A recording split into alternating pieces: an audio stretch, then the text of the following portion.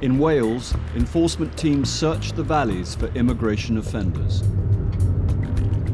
Today, Officer Whitmarsh Knight is en route to a Chinese takeaway suspected of employing illegal workers. Am I going to have any runners out the back? And hopefully, when we get in there, there'll be some people we can actually remove out of it.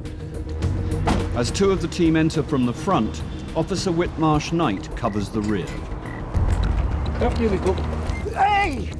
Right, trying to run. They're trying to run. They're trying to run. Right. Two men are stopped, trying to escape out of the back. Can you turn all off, please, for me? Run around there. And there are more in the kitchen. Along with the boss, 5 people are found on the premises.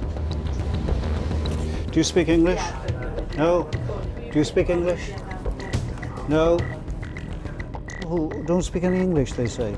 As Officer Whitmarsh Knight questions one of the runners using an interpreter on the phone, Officer Collins goes upstairs.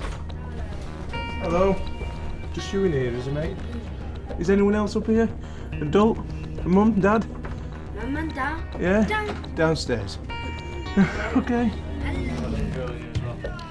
Heidi, we've got 2 up here, 2 children. While 2 young children have been found upstairs, Officer Whitmarsh Knight has found out why this man was so keen to get away.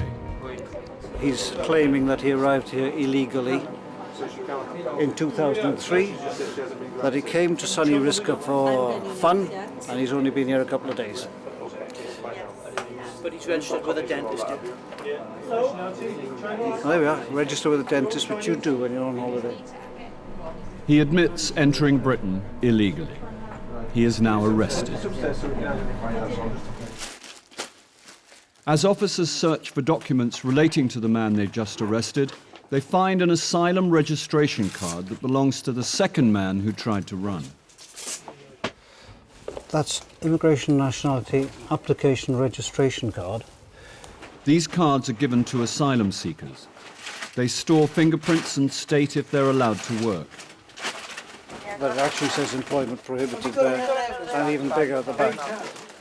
It means that he's in the system. We have checked, and he is a failed asylum seeker. He's absconded. You? Working? Yeah? Is that downstairs? No? Busy boy then?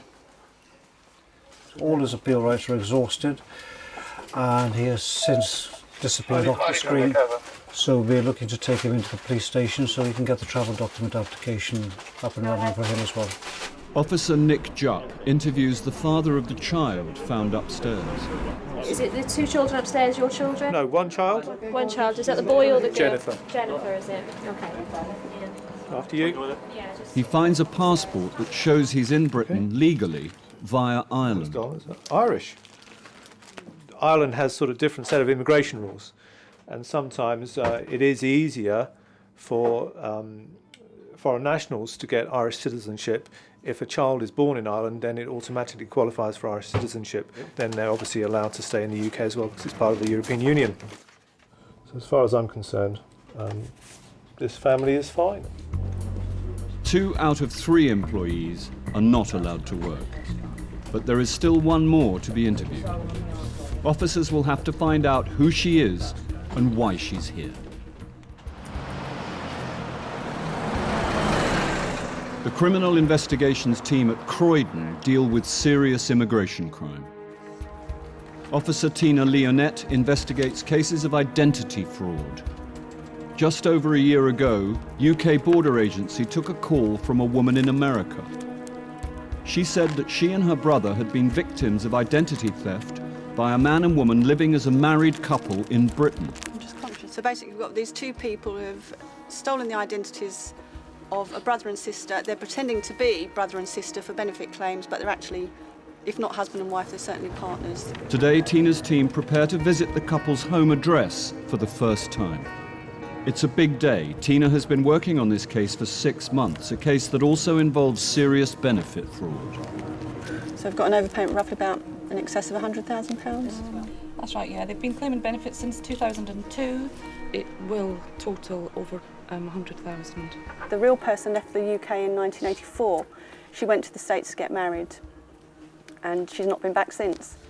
The woman they're looking for is suspected of stealing the identity of someone called Savitri Naidu. If she answers to this name, she'll be arrested. Living at the same address is the woman's partner, who uses the name Rajendra Naidu. According to Home Office records, his real name is Mark Singh.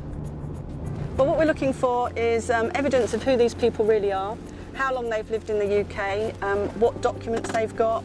They've been here a long time. They must have, they've established a life. So we need to find out exactly what they've been doing and how.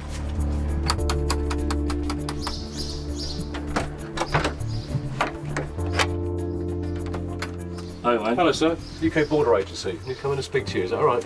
Yeah. Can you come in, please? Thank you. What's your name, sir? Mr. Singh. Mr. Singh. We've got a living room we can come and speak to you in, sir. What's your first name, Mr. Singh? Hello, madam. Mark Anthony. Mark Hampton. Do you want to have a seat, please? The man has identified himself as the target, Mark Singh. What's your name, madam, please? Naidu. Naidu. Okay.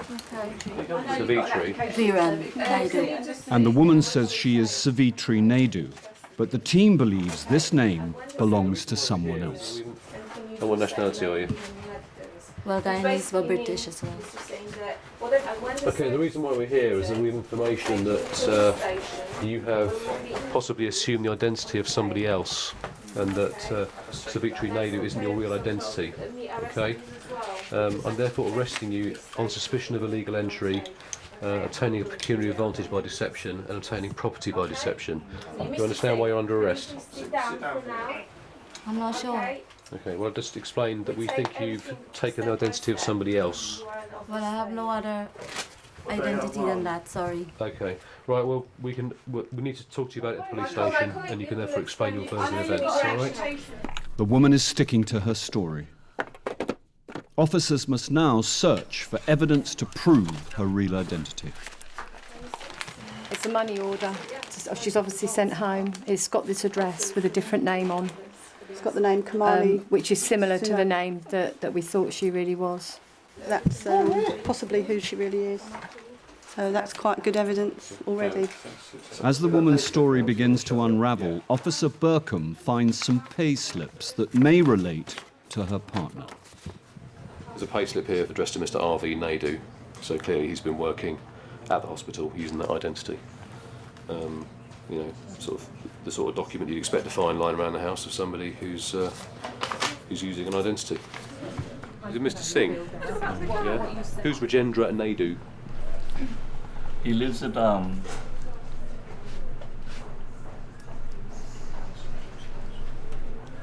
London Road there. So why do you have all these documents in your house then? And I used to come here. Sorry? He used to be here also. He used to be here, Yeah, so why are but his he's moved. documents all still here then? He let us come here for him. Why are his payslips here? I have to say the truth, yeah. I have to tell you the truth. Let's go to the police station. I will tell you the truth what happened. Yeah, I'll have to be honest on how. You're using that name, aren't you? Yes, I am using. You are. Okay, fine. All right, sir, no problem. We found some documents addressed to a guy called Rajendra Naidu, and Tina mentioned at the briefing that that she thought it's an identity that this gentleman has been using. So I just asked him about the documents, and he admitted that he is using them. So we think you know, he's going to be arrested for those offences as well. The man confesses. He's been working at a hospital canteen for 5 years under a false name. All right, okay. And amongst the haul of documents, officers believe they've just found the woman's real passport. This is a good find. In these cases, it's always very hard to find out who the real person is. The passport says Kamini Sukram, born 23rd of February 1964, Guyanese. Looks like she's been here since 1995, when she was given 6 months entry as a visitor, and doesn't appear to have had a stay extended since then. So she's obviously assumed the ID we've arrested her under sometime after 1995. Kamini Sukram came to Britain on a 6-month visit visa from Guyana, South America. She's been here for 14 years using someone else's name. With this stolen identity, she's claimed just over £100,000 in state benefits and even managed to become a British citizen. She's kept quiet so far, but with a house full of documents revealing 14 years of deception, it's not long before the truth comes out. We're not here to tell lies, are we? It's just, you know, you tell the truth and that's it, finish with. Yeah.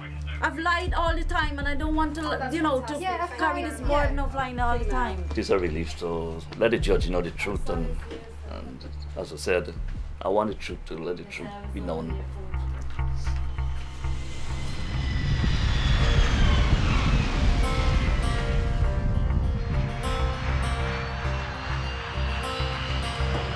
Each year, Britain welcomes 200,000 foreign students who come here to study.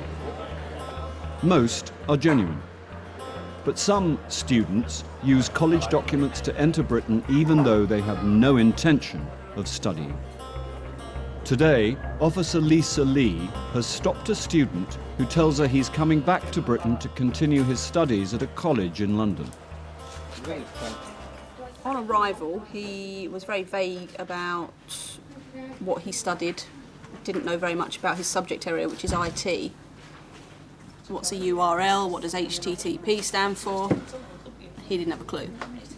Now, clearly, he's been studying IT for almost 3 years. He should have a better idea of what's going on than that. He appears to know little about his course, and Officer Lee suspects he's not been studying at all.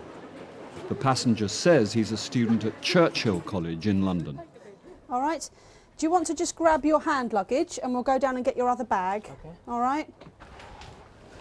A bag search gives a chance to find evidence that can back up suspicions about a passenger's reasons for coming to Britain. You studied a diploma in IT, yeah? But you don't know what URL is or HTTP? All right, you never mentioned this college to me before. I did. No, you didn't. You've forgotten where you've got your certificates from, haven't you? Yeah, college. You didn't tell me about this college, sir. I specifically asked you and you didn't mention it. Officer Lee has found some college certificates from a different college to the one where he says he studies. You didn't tell me you went to the College of Professional and Management Studies. I told you before. You did not, sir. You said you enrolled in October 2007 at this college. This says you were studying somewhere else at the time. I wrote it down. So how do you get a certificate from a college you don't attend? Wish my university had been like that. We're going back upstairs and then I'm going to interview you properly. You're not going to talk to me now? No? Fair enough. If you don't want to answer my questions, we can send you back to India without answering my questions, okay? If you don't answer, we can refuse you entry. Failure to cooperate with an immigration officer, yeah? He had some documents with him, some certificates from a college he's not mentioned at all to me on arrival. I specifically went through his study history in the UK, and he said he studied at one place for a year and then transferred to the college he claims to be studying at now. And he's got a totally different diploma from a different college that we've not come across before, so how did he get that? Officer Lee phones the college where the passenger says he's currently studying. Oh, hello, sir. It's Officer Lee from Immigration. What was his attendance at your college? Really? So why does he know nothing about his course then? So he was attending when? Right, from October 2007. All right then, sir. Thank you, bye-bye. The current college he claims to be at is maintaining he has a very high percentage of attendance. The college supports his story, but Officer Lee wants to know more about the certificates she found in his bag from a different college. Okay, this college, the number is no longer in operation. So I will do a quick check online and see if I can get anything else for them. Well, it still has a website. Okay, I've just checked the Department for Innovation University and Skills Register, which colleges have to be on if students are to be given their visas or extensions of stay. The college that he got this letter from is no longer on it, if indeed it ever was. So the phone number's not working, the college isn't on the register, but they do still have a website. but their latest news is actually from May 2007, so chances are it's closed down. So he's attending 2 colleges virtually the whole time to do the same course. He can't have been in 2 places at once. The passenger appears to have been studying at 2 colleges at the same time. Someone's not telling the truth.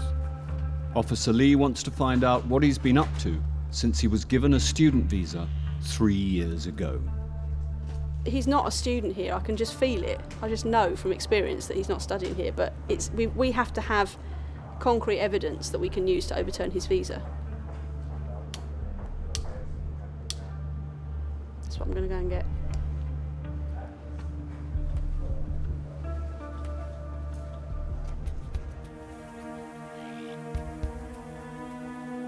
At a Chinese takeaway in South Wales, 2 out of 5 workers have been arrested after trying to escape the enforcement team.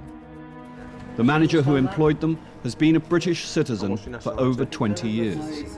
You got naturalised in the 80s. He decides to help Officer Collins question the remaining workers. You're a boss, you're an employer. Do you have any documents to say that you can work here? Just so you can... You haven't got a copy. What's her immigration status? Well, she was asylum seeker. She's an asylum seeker, so she's claimed asylum. Yeah. What's the outcome of that asylum claim? She's allowed to work. Allowed to work.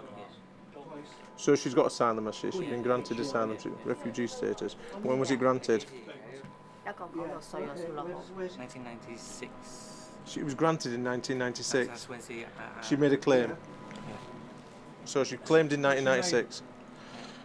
But when was it granted? She's still waiting for a solicitor. She's waiting for a solicitor, but she hasn't been granted yet then, has she? So you told me that she was allowed to work, so you've seen documentation that says she hasn't worked, but you can't have. She's just said she hasn't been granted. Although she's told her manager she's an asylum seeker, he still believes he's seen paperwork that proves she can work. Some asylum seekers are given permission to work by UK border agency.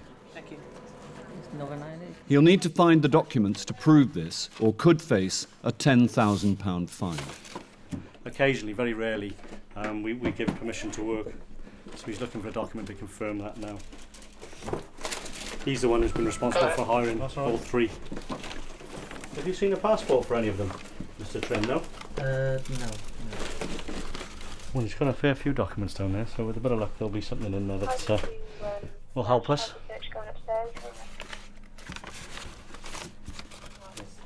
So it's not there? Not there, no. I thought I had it. Okay. It's not there. He can't find the documents he needs. And next door, all that turns up is a driving licence. All right, that's fine. Like you said, we'll take this down and then we'll just confirm your details, okay? Downstairs, Officer Collins checks the woman's details on the Home Office database. Her immigration history is extensive. She's had 3 applications to stay in Britain since 1996. They've all been refused. She now has a 4th application in the system for her and her child. Until she gets a decision, she's not supposed to work and must report to the local police station every month. Driving licence upstairs. She can't work then? No. We can't find anything to say that she can work. She's got a report. She's got to check in with this immigration and let us know where she is at all times, okay? So what I'm going to do is set her up a report. I'm not going to arrest her, put her in custody. There's a child upstairs and everything else, okay? It's imperative she does that, okay? That way she can start getting some money, because obviously she can't work here again at this point, because obviously 1996, she's been here quite a long time, and if we can get this sorted for her, better for her, okay? And obviously the child. The manager of the takeaway is fined £20,000 for employing 3 illegal workers. Seems that apparently what I'm doing is illegal, it's not right, so I have to wait now. The 2 kitchen workers who tried to escape are taken to a local police station. After further questioning, they were released and asked to report to the police station twice a week. So far, they are complying.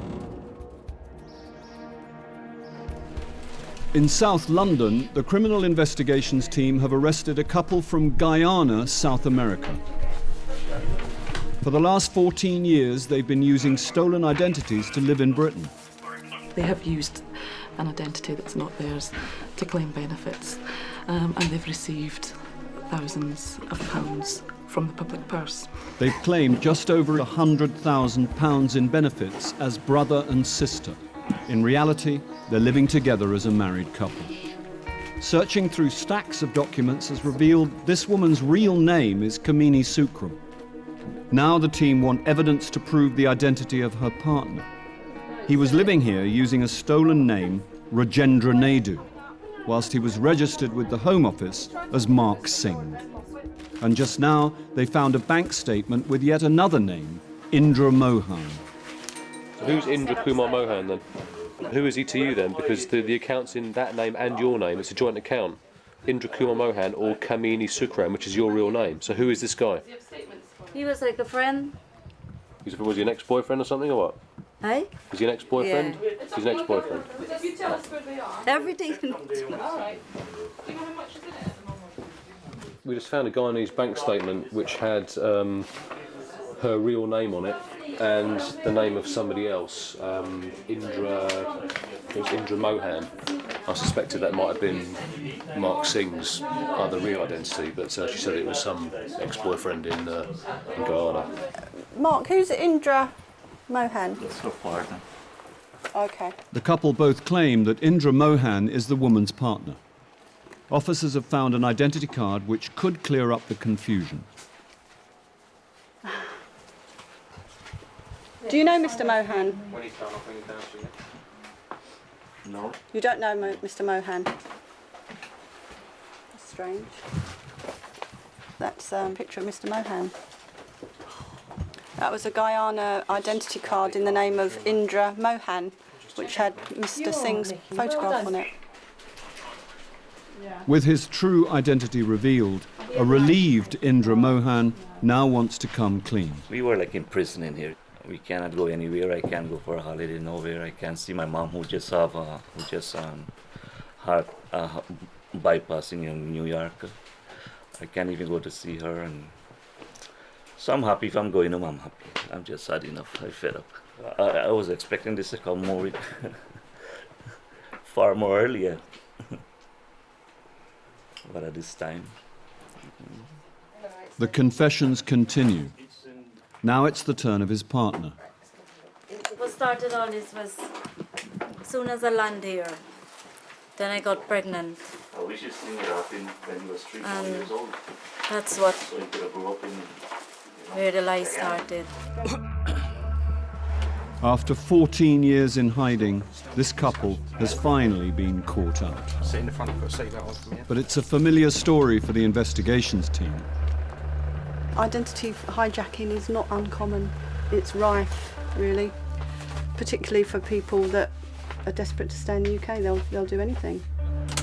Identity fraud of one sort or the other costs the taxpayer £1.2 billion every year.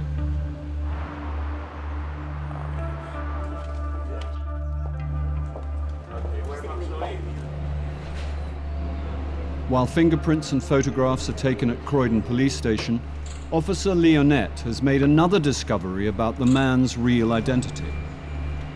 When we were at the address today, we found an identity in the name of Indra Mohan. We made checks with the Home Office, and it appears that this person arrived in the UK in 1990. There's allegations of domestic violence, and he was either deported or removed in 1991. He wouldn't therefore be allowed to come back in that identity. Hence, that's why he's acquired another identity of Mark Singh. He left Britain as Indra Mohan and came back illegally as Mark Singh. He then applied to stay in the UK indefinitely using this name. They've lied to everybody. They knew this was coming, so they'll just have to take the consequences. The couple from Guyana were remanded in custody. They later pleaded guilty to deception and benefit fraud. They were each sentenced to 8 months in prison.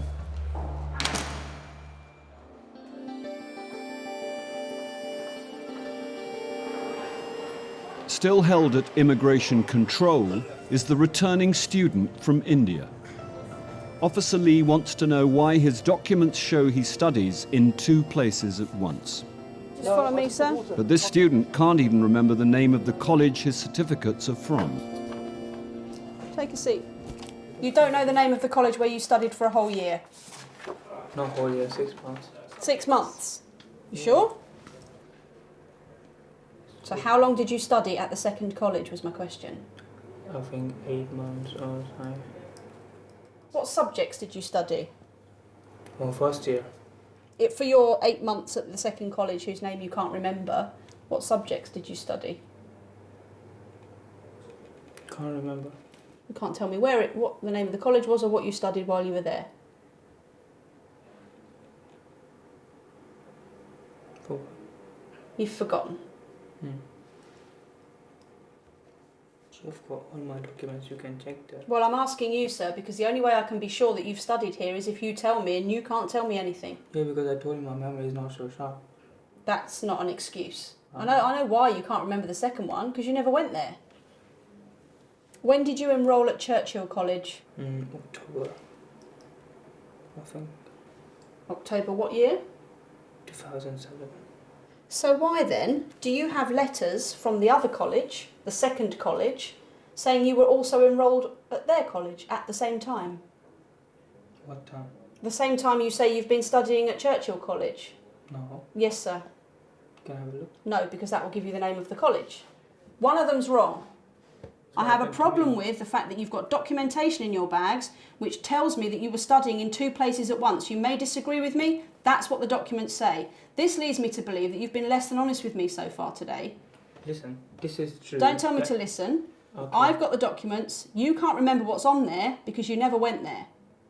That's why you don't know the name of the college. You've got documents by deception. How you got them, I don't know. All right, so stop messing about because this is ridiculous. Saying you can't remember the name of somewhere you claim to have studied at for 8 months. It's ludicrous.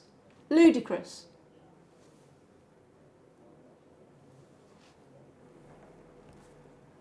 Need some time to think. I can sit here and wait, it's fine.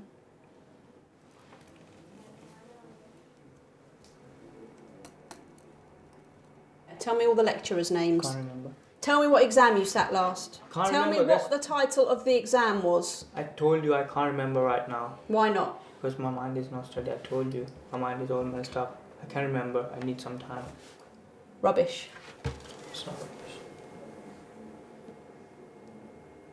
You've been found out.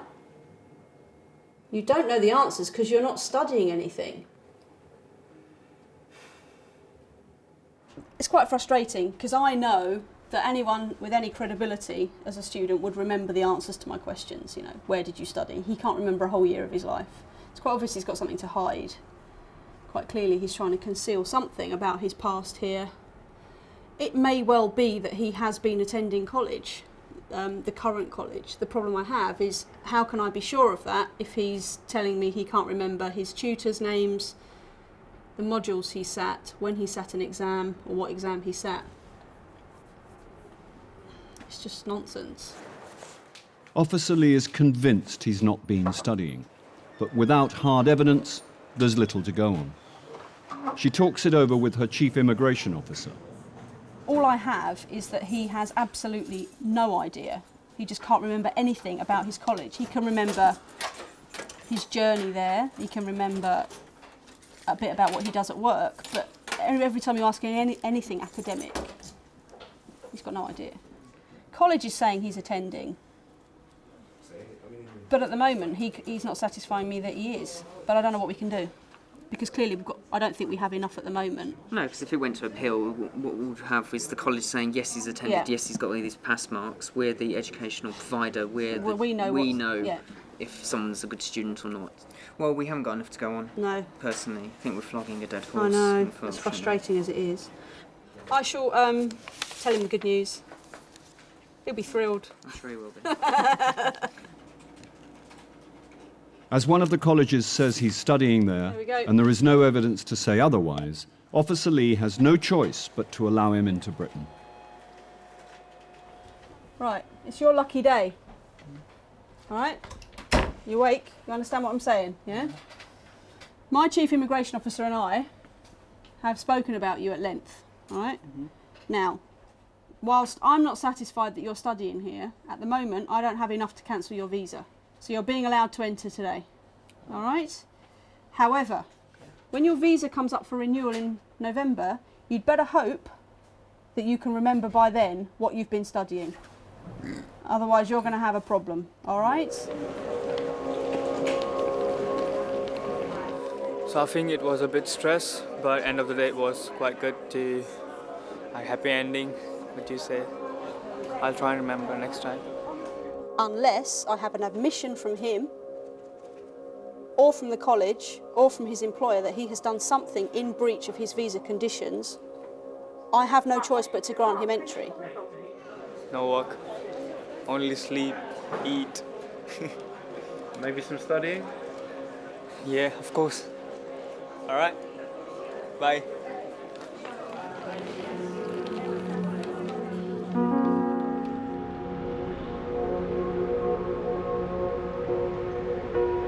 It's 11 p.m. in South Wales and the enforcement team is looking for illegal workers. Specific intelligence was that the illegal workers would be there after 10 o'clock, so that's why we're there at this time of night. This team raids 150 takeaways every year in the search for immigration offenders. Tonight they're visiting a kebab shop. Good evening, fellas. Immigration. We've got a warrant to come in. Yeah, no problem. Okay, thank you. Yeah. Let's do what you're doing. Hello! Officers search the premises for employees, even if it means waking them up. Hello, mate. Immigration Service. Got a warrant to enter the premises. Do you want to get yourself up, please? Downstairs, Officer Collins begins to question a man he found in the kitchen. Nationality. Where are you from? I am from Turkey. Turkey. Where are you living? Upstairs. Abi, is he sleeping upstairs?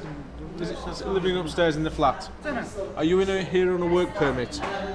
Work permit? You got in your passport. What have you got? Okay, wait there. Can I take? Yeah, 1 second. He's got a passport upstairs there as well. As officers search for the Turkish man's passport, the man who's just woken up faces a grilling from immigration. So you've applied to stay here, have you? You're Albanian? Albanian, yes. Have you claimed asylum? Yes. Right, you've claimed asylum. And this chap, he's claimed asylum. Application outstanding at the moment. Technically it was out of time, but there's a bit of grace period and it's accepted that it was within time even though he was out of time. Final one. So technically... So we're still waiting for that. This Albanian man came to Britain in 2001, aged 15. Right. Where's your passport? He was given permission to stay until he became an adult. He's since applied for asylum and is waiting for a decision. Upstairs, officers have found the passport they've been looking for. Looks like you. Basically, he's presented us with a Turkish passport. He's got a visit visa in there, visit student, but the visa clearly states no work or recourse to public funds.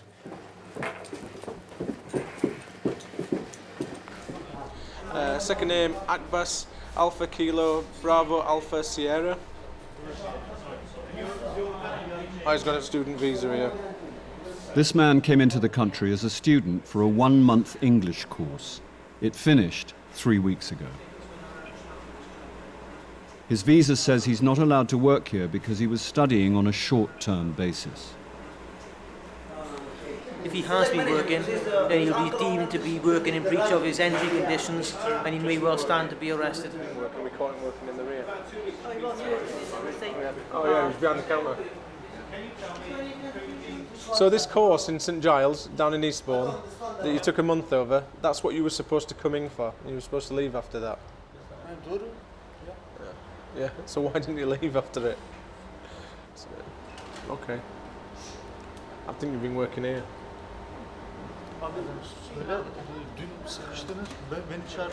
He's trying to improve his English, that's what he's been doing, I know he has.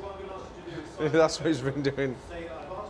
This student won't admit he's been working, but officers spot the kebab shop has CCTV. Maybe the truth will be on there.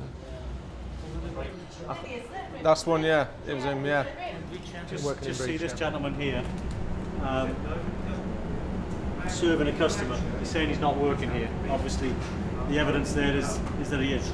Red T-shirt, gentleman working with red T-shirt. That's you, serving a customer. So, and if we play this tape back over a longer period, it's going to be on there, isn't it? A lot more. So you might as well come to it clean and just tell us, because we're going to play it back. We've got documentary evidence there that he's actually working. So he's working in breach of his conditions of his stay.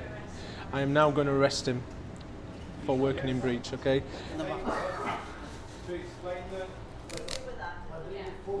It's a dead giveaway. I mean, it's a double-edged weapon. It protects them, gives them a bit of security, but then it works against them and shows them working. Yeah. With the video evidence showing he works there, the student from Turkey is arrested and transferred to an immigration removal centre before being deported. Left down, straight to the front. All right, sorted.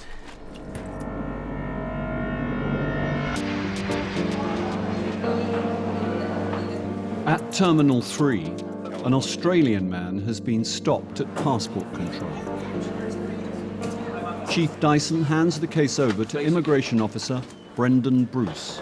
Australian male, 4 months holiday, single ticket, 3,500 Australian dollars, which is what, 1,500 quid? 1,500, 2,000, yes. Going to stay with some friends in the UK. He also applied for the Youth Mobility Scheme, he was the working holiday maker kind of thing, and was refused. He's basically been to the consulate, said, I want to live and work in the UK for at least a limited period. We've said no, doesn't have a job to go back to, doesn't have that much money. Has his bags been done? Don't believe they have. Okay, we'll start with that. We'll go straight down and do that now. The passenger has been stopped because the immigration team believes he doesn't have enough money for a 4-month holiday. That, and just 3 weeks ago, he was refused a UK work permit. I'm going to take you downstairs now for a baggage inspection. We're going to go straight down. Do you He'll have to convince Officer Bruce that he's not here to work. A bag search may help the officer find any evidence of the man's intentions for his trip to Britain. Did you pack in a hurry? Yes. The passenger seems nervous. Try to relax. Try to relax. You're going tense.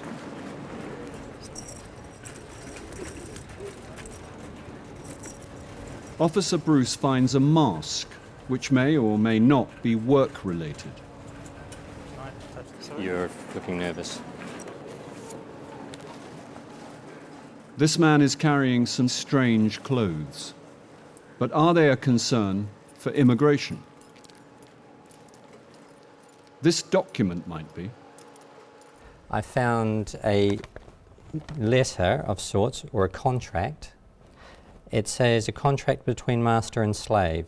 This contract is between the master and the slave. This contract is made with the full legal consent of both parties.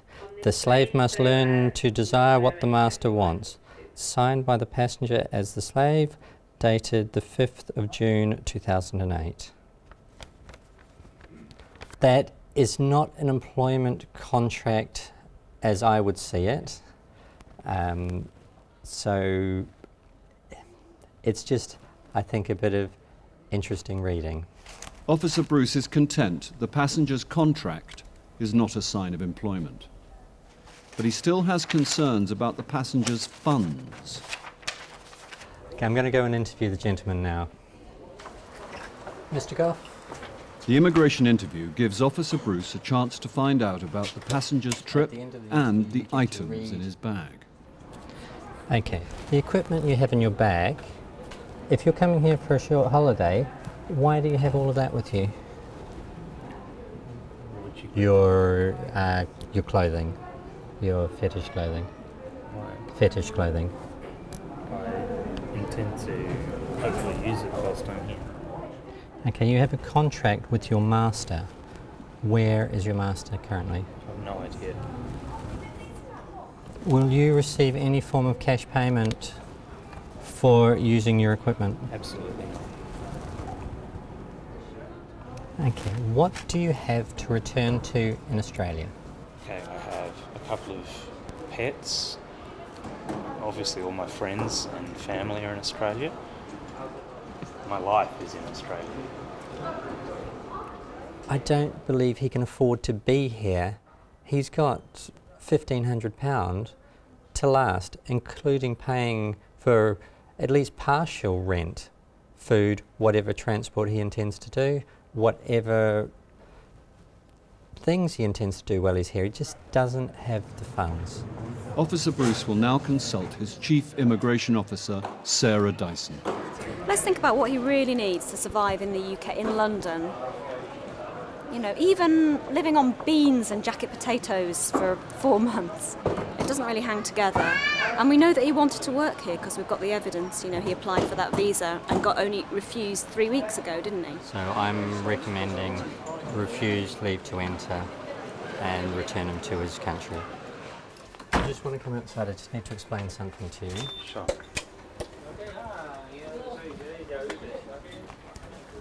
Okay. The situation is this. Due to your current circumstances, I'm not satisfied. You are going to be refused entry to the UK today. So would you prefer to go tonight or take a flight tomorrow? Might as well be tonight. His lack of funds makes the immigration team suspicious he's here to work. He's refused entry and sent back to Australia on the next available flight.